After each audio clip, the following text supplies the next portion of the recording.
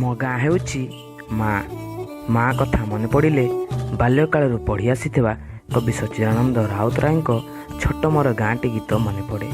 ଭୂଗୋଳ ବହିର୍ଭୂତ ପଥି ବିବର୍ଜିତ ଏକ ଅନାମଧ୍ୟେୟ ଇଲାକାରେ ମୋ ଗାଁ, ଯାହା ବର୍ତ୍ତମାନ ସମ୍ବଲପୁର ଜିଲ୍ଲା ଅନ୍ତର୍ଗତ ନାକ୍ଟିଦୋଳ ପଞ୍ଚାୟତ ସମିତିରେ ଅବସ୍ଥିତ। ବହୁ ପୁରାତନ ଏହି ଗାଁ ଅନେକ ଐତିହ୍ୟ ବହନ କରି ରଖିଛି। ଚିର ଈପ୍ସିତ ସବୁଜ ସୁନ୍ଦର ଓ କୋମଳ ମୋର ଗାଁ ସବୁଦିନେ ସୁଜଳା ସୁଫଳା ଶସ୍ୟ ଶ୍ୟାମଳା ପ୍ରାକୃତିକ ସବୁଜିମାରେ ଅପରୂପ ଓ ଅନୁପମା, ଯାହାର ପୂର୍ବ ଭାଗରେ ସାଲେଭଟା ଉଚ୍ଚ ବିଦ୍ୟାଳୟ ଓ ସୋମାଣ୍ଡୁ ନଦୀ ବହିଯାଇଛି।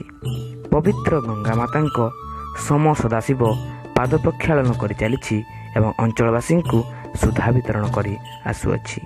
ଲୋକମାନେ ଏଠାରେ ଗାଧୁଆ ପାଧୁଆ, କପଡ଼ା ସଫା କରିବା, ମାଛ ମାରିବା ଇତ୍ୟାଦି ଅନେକ କାର୍ଯ୍ୟ କରିଥାନ୍ତି, ଯାହା ପ୍ରତ୍ୟେକ ପ୍ରାଣୀଙ୍କ ଜୀବନ ରେଖା।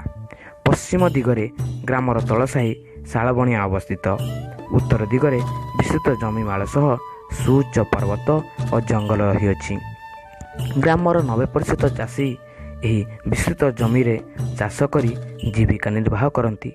ଜଙ୍ଗଲରୁ ଲୋକମାନେ ଚାର, କେନ୍ଦୁ, ଝୁଣା, ମହୁଲ, ଟୁଲ, କାଠ, ଆସବାବପତ୍ର ଓ ଫଳମୂଳ ସଂଗ୍ରହ କରି ମଧ୍ୟ ପେଟ ପୋଷନ୍ତି।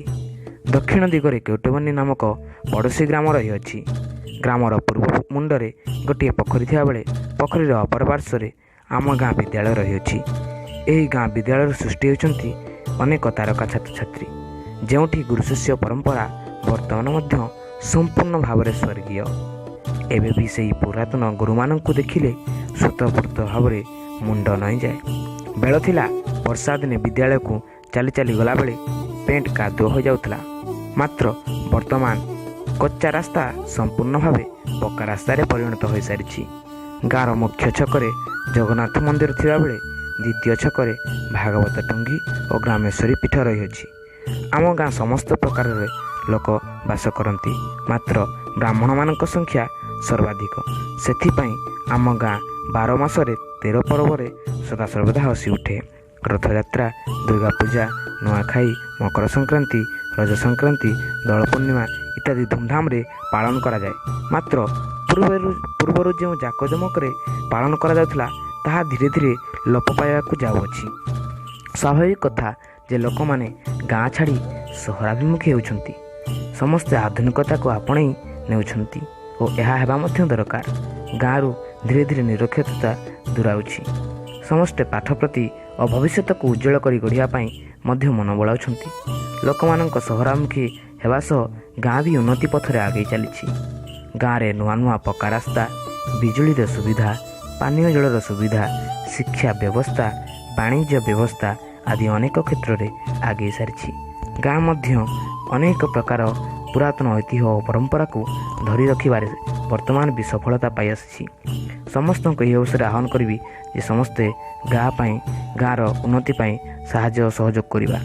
ଅଜ୍ଞାନ ଅନ୍ଧକାରକୁ ଦୂରୀଭୂତ କରି ଆଲୋକବର୍ତ୍ତିକା ଜାଳିଦେଇ ଗାଁରେ ଆମେ ନୂତନ ଦଦୀପ୍ୟମାନ ତାରକା ଜାଳିଦେବା। ଆହୁରି ଅନେକ ସ୍ୱର୍ଣ୍ଣିମ ଫର୍ଦ୍ଦ ଗାଁ ଇତିହାସରେ ଯୋଡ଼ିଦେବା।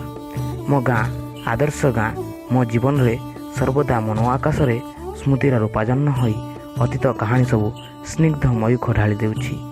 ସେ ରୂପାଜନ୍ନ ଏବଂ ସେ ସୁବର୍ଣ୍ଣ ଭୂମିକୁ ମୋର କୋଟି କୋଟି ପ୍ରଣାମ। ଏବଂ ଗାଁର ଉନ୍ନତି କିପରି ହେବ, ଗାଁର ଉନ୍ନତି ସାଧିତ କେଉଁପରି ହେବ, ସେଥିପ୍ରତି ଆମେ ସମସ୍ତେ ଯତ୍ନଶୀଳ ହେବା ଦରକାର।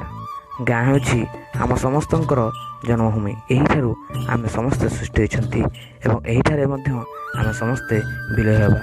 ଭଲ ଲାଗିଲେ ଲାଇକ୍, ସେୟାର, ସବସ୍କ୍ରାଇବ୍ କରିବେ। ବିଦାୟ ନେଉଛି, ନମସ୍କାର।